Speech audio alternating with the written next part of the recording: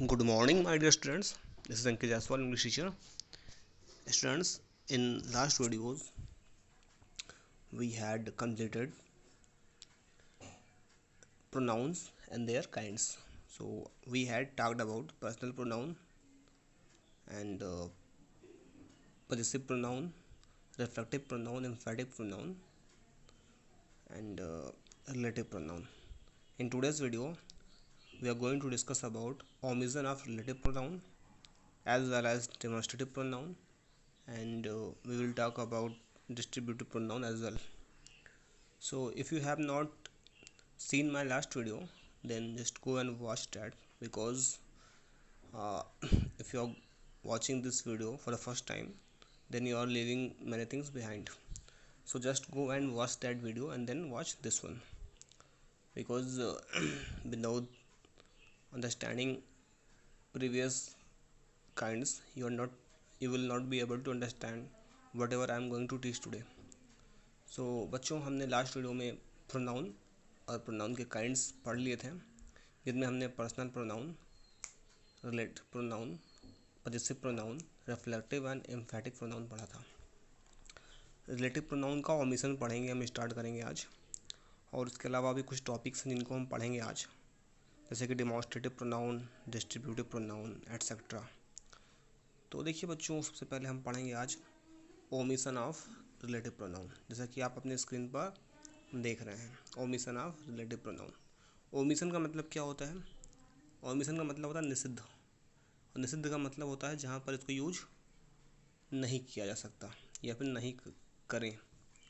जैसे कि एग्जांपल के तौर पर मान लीजिए कहाँ पर हमको रिलेटिव प्रोनाउन यूज नहीं करना है। अच्छा, रिलेटिव प्रोनाउन होता क्या है? जैसे कि मैंने आपको बताया था, द बॉय हु, वो लड़का जो, है ना, द प्लेस वेयर, वो जगह जहाँ। तो इस तरह से संबंध बताता है ना, जो पहले जिसके बारे में बात की गई है उसी के बारे में दोबारा से बात करता है, तो उसको बोलता है रिलेटिव प्रोनाउन। जैसे द स्कूल वेयर आई, ठीक है, वेयर आई रीड, वो स्कूल जहाँ मैं पढ़ता हूँ, ठीक है। तो इस तरह से क्या होता है, ये आपका वेयर जो वर्ड है वो रिलेटिव प्रोनाउन हो गया। The boy who I met, वो लड़का जिसे मैं मिला, तो हु वर्ड जो हो गया वो रिलेटिव प्रोनाउन हो गया। तो जिसे, जहाँ, जब, जो बीच में आते हैं संबंध दिखाने के लिए, so they are known as relative pronoun, and such words are called relative pronoun.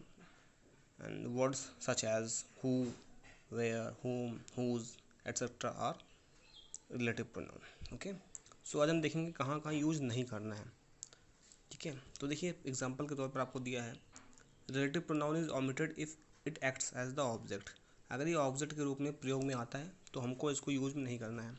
जैसे एग्जांपल के तौर पर देखिए, the boy to whom you gifted the books. कह रहा है वो लड़का जिसको आपने बुक गिफ्ट किया था, did very well in the exam, उसने एग्ज़ाम में बहुत अच्छा किया, ठीक है। तो इसमें जो लड़का है वो ऑब्जेक्ट के तौर पर यूज हुआ है। तो देखो, the boy you gifted the books to, तो यहाँ पर देखिए जो टू है यहाँ पर आ गया है, तो पोजीशन चेंज कर देते हैं हम, ठीक है। इसी वजह से क्या किया हमने, होम को हटा दिया, इस होम को नेगलेक्ट कर दिया, हटा दिया, और जो टू था उसकी पोजीशन चेंज हो गई। तो बस पोजीशन चेंज कर देते हैं और रिलेटिव प्रोनाउन को हटा देते हैं, ठीक है। तो ये होता है केस हमारा। चलिए अब देखिए करना क्या है हमको ये एक्सरसाइज दी गई है, तो यहाँ पे हमको जो है सेंटेंस में रिलेटिव प्रोनाउन को हटाना है, ठीक है, और पोजीशन को चेंज करनी है। पहला सेंटेंस है, this is a house in which you can maintain a big lawn. कह रहा है ये वो घर है जहाँ पर आप एक बिग लॉन बना सकते हैं। तो ये देखिए विच जो आया है वो रिलेटिव प्रोनाउन के तौर पर आया हुआ है ना, ठीक है। तो यहाँ पर कह रहा है दिस इज अ हाउस, कह रहा है ये घर है, इन विच, जिसमें, you can maintain a big lawn, जिसमें आप एक बड़ा लॉन बनवा सकते हैं, ठीक है। तो अब करना क्या, आपको विच को हटाना है। तो आप क्या करोगे, कैसे सोच सकते हो, this is a house which you can maintain a big lawn, ठीक है। तो this is a house you can maintain a big lawn in, तो ये इन जो है यहाँ पर से हट के यहाँ आ जाएगा और आपका विच जो है वो कैंसिल हो जाएगा। तो this is a house you can maintain a big lawn in, ठीक है, ये वो घर है जिसमें आप एक बड़ा लॉन बना सकते हैं। तो विच कट जाएगा और इन लास्ट में आ जाएगा, ठीक है। इस तरह से आप कर सकते हैं। दूसरा है, the person about whom you are asking is known to our family. तो अब क्या करेंगे, होम को कैंसिल करना है ना, कह रहा है वो आदमी, ठीक है, जिसके बारे में आपने हमारे परिवार से बात की थी। तो the person you are asking is known to our family. ठीक है, द पर्सन, देखिए अब यहाँ पर करना क्या है, होम को हमें कैंसिल करना है। ठीक है, तो the person you are asking is known to our family. ठीक है, बस ये अबाउट कट जाएगा। ठीक है, ठीक है, तो आपका हो जाएगा। ठीक है, the person you are asking, the person you are asking about, तो यहाँ पे आस्किंग के बाद अबाउट लगाएंगे। ठीक है, the person you are asking about, वो आदमी, तो अबाउट यहाँ से उड़ के यहाँ पे आ जाएगा आस्किंग के बाद। ठीक है, तो the person you are asking about is known to our family. ठीक है, इस तरह से आपको थर्ड देखिए, this is the road beside which the Ganga flows, कह रहा है ये वो रोड है जिसके बगल से गंगा बहती है। ठीक है, तो बिसाइड है जिसके बगल से ना, तो this is the road beside which the Ganga flows, this is the road. ठीक है, तो आप कैसे बनाएंगे, so this is the road. ठीक है, सो सॉरी यहाँ पे विच को कैंसिल करना है ना, तो this is the road beside, नहीं विच बनेगा ना जिसके, तो दिस इज़ द रोड। ठीक है, तो यहाँ पे this is the road Ganga flows beside. ठीक है, तो इस तरह से हो जाएगा। ठीक है, this is the road Ganga flows beside. Okay, तो इस तरह से आप लोग, और भी एक्सरसाइज दी गई है, इनको आप लोग सॉल्व कर लीजिएगा। ठीक है, थोड़ा सा मेमोरी, थोड़ा सा आप लोग दिमाग अपना यूज़ करिए। ठीक है, और आ जाएगा, नहीं आएगा तो आपको नेक्स्ट वीडियो में मैं पूरी एक्सप्लेनेशन के साथ आपको एक्सप्लेन कर दूंगा, साथ में सॉल्यूशन भी दे दूंगा। ठीक है, आज आप लोग को थोड़ा सा मैंने 3 एग्जांपल दे दिए हैं, आप खुद से ट्राई करिए कि आप कर सकते हो या नहीं। नहीं कर पाओगे तो मैं आपको सॉल्यूशन दूंगा ही, बट आप खुद से ट्राई करें, एक बार अपना एफर्ट लगाइए और देखिए आप कितना कोशिश कर सकते हैं। ठीक है, चलिए, और आपको बच्चों कॉपी में क्या करना है, आपको ये जो ऑमिशन है इसको लिख लेना है। ठीक है, चलिए अब बात करते हैं डेमोन्स्ट्रेटिव प्रोनाउन की। देखिए डेमोन्स्ट्रेटिव प्रोनाउन होता है, डेमोन्स्ट्रेशन से बना हुआ है, किससे, डेमोन्स्ट्रेशन। तो डेमोन्स्ट्रेशन का मतलब क्या होता है बच्चों, डेमोन्स्ट्रेशन का मतलब होता है इशारा करना, पॉइंट आउट करना। ठीक है, किसी की तरफ इशारा करना। आप सब जानते हैं डेमोन्स्ट्रेशन इशारा, बचपन में आप लोगों ने LKG UKG में पढ़ा होगा, दिस दैट दिस दोज का यूज। दिस किस लिए यूज करते हैं, दिस मीन्स यह होता है, डेट मीन्स वह, दिस मीन्स ये, दोज मीन्स वे या वो, है ना। तो करीब की चीज़ों के लिए, जब कोई सिंगल एक करीब चीज़ होती है, देन वी यूज़ दिस। और डिस्टेंट ऑब्जेक्ट के लिए, दूर के ऑब्जेक्ट के लिए जो कि दूर होता है और सिंगल होता है, तो दैट यूज़ करते हैं। वैसा ही सेम वे में जब कोई चीज़ पास में ज़्यादा मात्रा में होती है, बहुत ढेर सारी होती है, तब हम लोग दीज का यूज़ करते हैं, और दूर जब कोई बहुत सारी चीज़ होती है तब दोज यूज़ करते हैं। आपको समझाने से पहले, डेमोन्स्ट्रेटिव प्रोनाउन पढ़ाने से पहले एक चीज़ और बताना चाहता हूँ आपको, कि डेमोन्स्ट्रेटिव एडजेक्टिव भी होता है, जो मैंने आपको वीडियोज़ में बताए हैं, या फिर हो सकता है आपके टॉपिक्स में आए। तो डेमोन्स्ट्रेटिव प्रोनाउन भी होता है, डेमोन्स्ट्रेटिव एडजेक्टिव भी होता है। अब दिक्कत आपको फंसेगी कि सर हम कैसे पहचानेंगे कि वो डेमोन्स्ट्रेटिव एडजेक्टिव है या डेमोन्स्ट्रेटिव प्रोनाउन है, क्योंकि दिस दैट दिस दोज यही डेमोन्स्ट्रेटिव प्रोनाउन का भी वर्क करते हैं और यही आपका एडजेक्टिव का भी वर्क करते हैं। तो यहाँ पर कुछ ट्रिक्स हैं, ट्रिक्स कह लीजिए या फिर कॉन्सेप्ट भी कह सकते हैं। ठीक है, वही कॉन्सेप्ट होता है हमारा, कैसे हम उसको यूज कर सकते हैं। तो ये केवल डेमोन्स्ट्रेटिव प्रोनाउन में ही नहीं, मैंने आपको बताया पजेसिव प्रोनाउन, ठीक है, इंट्रोगेटिव प्रोनाउन और फिर डेमोन्स्ट्रेटिव प्रोनाउन, इन तीनों में ही ये कॉन्सेप्ट वर्क करता है। कॉन्सेप्ट क्या है, आप ध्यान से देख लीजिएगा। कॉन्सेप्ट ये है कि इन तीनों प्रोनाउन के बाद, इन तीनों के बाद नाउन नहीं आएगा। अगर ये प्रोनाउन है तो इनके बाद नाउन नहीं आएगा। ठीक है, और अगर ये एडजेक्टिव है तो नाउन आएगा। ठीक है, समझ गए आप, नहीं समझे, चलिए अभी आपको समझा देता हूँ। जैसे एग्जांपल के तौर पर देखिए, लिखा हुआ है दिस, तो अब आपसे पूछेगा दिस बताओ एडजेक्टिव है या प्रोनाउन। तो दिस तो डेमोन्स्ट्रेटिव प्रोनाउन भी हो सकता है, दिस डेमोन्स्ट्रेटिव एडजेक्टिव भी हो सकता है। अब देखना क्या है कि इसके बगल में नाउन आया हुआ है कि नहीं। तो दिस बुक, अब बुक क्या है, नाउन। तो मैंने आपको क्या बताया कि डेमोन्स्ट्रेटिव प्रोनाउन के जस्ट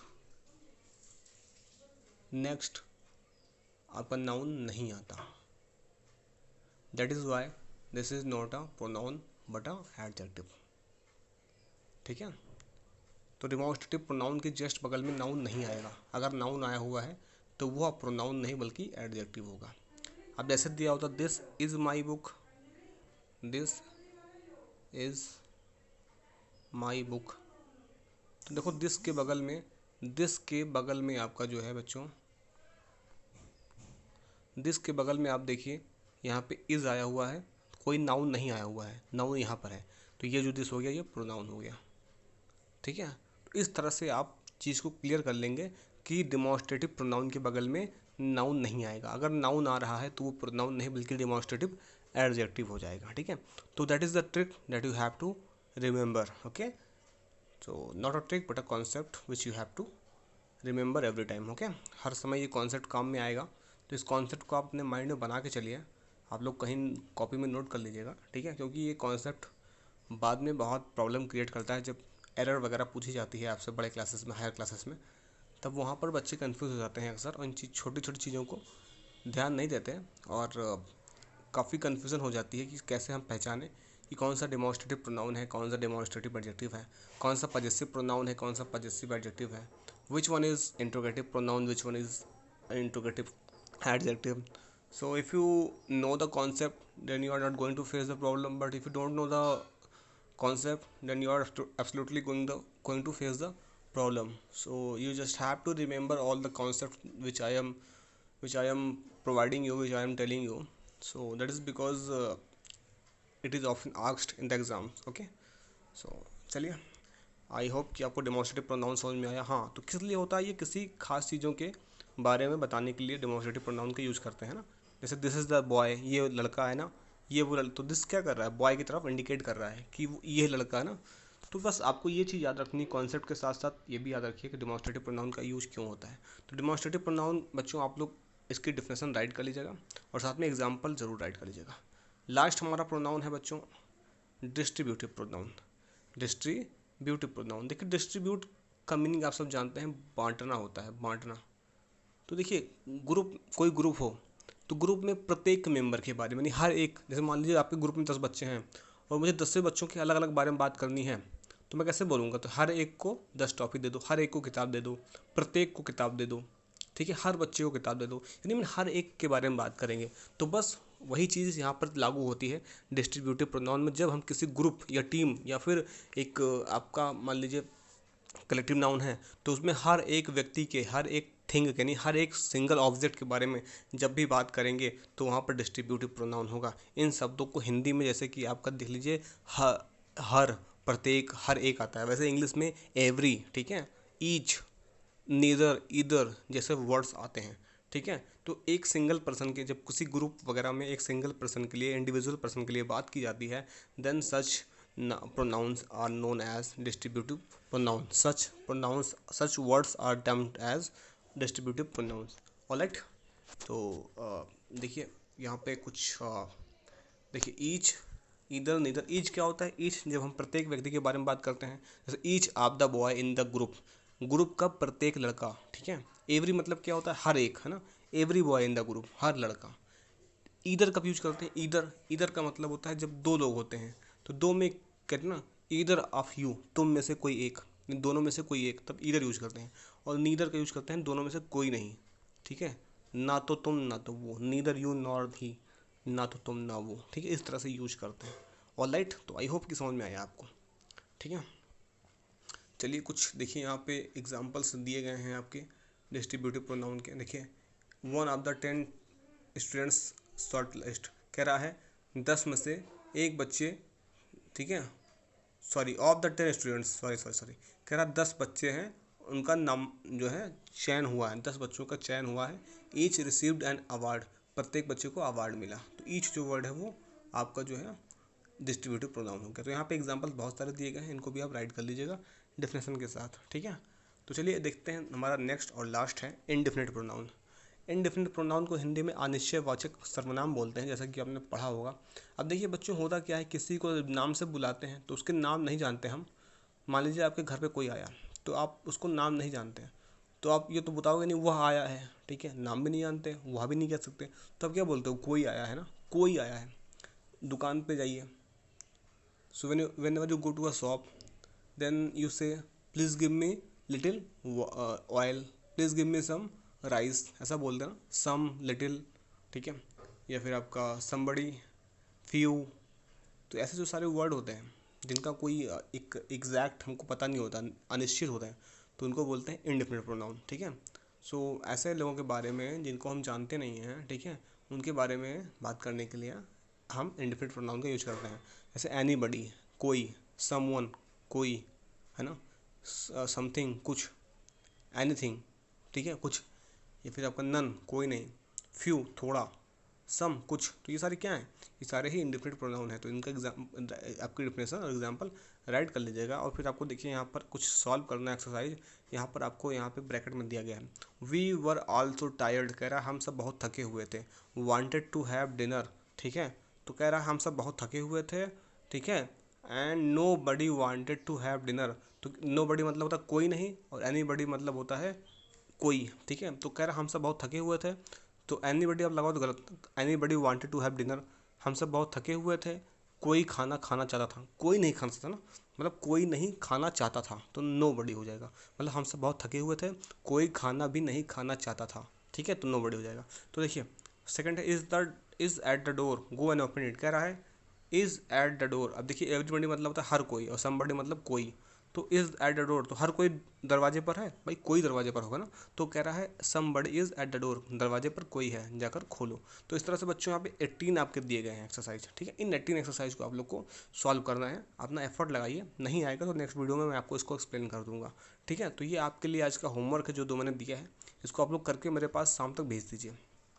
और जिन बच्चों ने अभी तक पिछले वर्क नहीं कंप्लीट किए हैं, जैसे कि कुछ बच्चों ने अभी तक चैप्टर 3 या जो भी उसके पहले 2 भी नहीं कंप्लीट करा हुआ है, बच्चों ये लास्ट वार्निंग है आप लोगों के लिए, कंप्लीट कर लीजिए, वरना आपको प्रॉब्लम होगी एग्ज़ाम में। और अगर आपको नहीं आपके पास नोट्स वगैरह हैं, ये बुक में नहीं फिल है, तो आप मुझसे बोलिए, मैं आपको PDF प्रोवाइड करा दूंगा। मेरे पास PDF रखी हुई है जो चैप्टर 1 से लेके चैप्टर 4 तक का है, मैं आपको दे दूंगा और आप लोग उसको कंप्लीट कर लीजिए, ऑलराइट।